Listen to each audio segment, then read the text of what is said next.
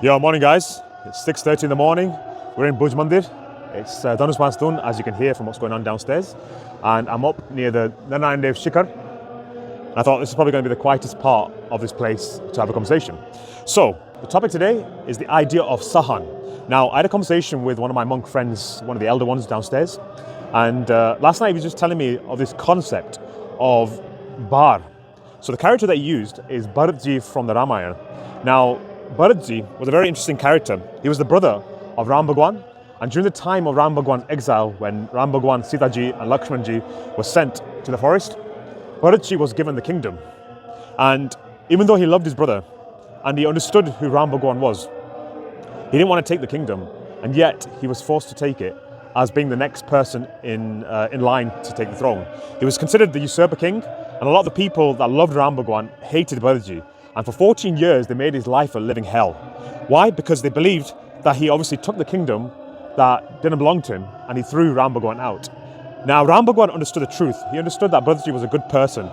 And the interesting part was, Bharatji never once told someone that they were wrong for accusing him. He took the kingdom at the request of his mother, yet he didn't want it.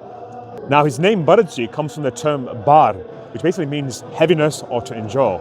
And the fact that for 14 years he endured severe hardship from the people of the kingdom, they spat at his feet, they threw stones at him, they insulted him for 14 years, considering him as obviously the usurper king, and yet he never once told anyone off. Now that takes a certain type of character, a certain type of ability just to tolerate.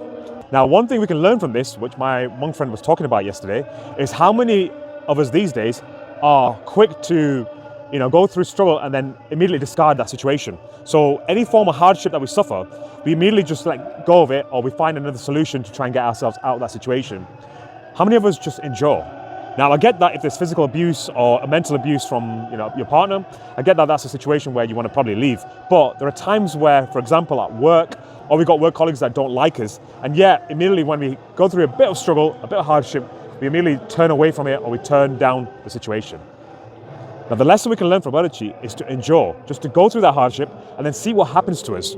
The concept that my monk friend used was the idea of when we want to extract diamonds from a rock, that rock needs to be burnt to a certain temperature. It has to go through some severe temperature exposure to finally get that beautiful diamond. And that idea is basically us. We are those diamonds, but in order to show our incredible characteristics, we have to endure a lot of hardships.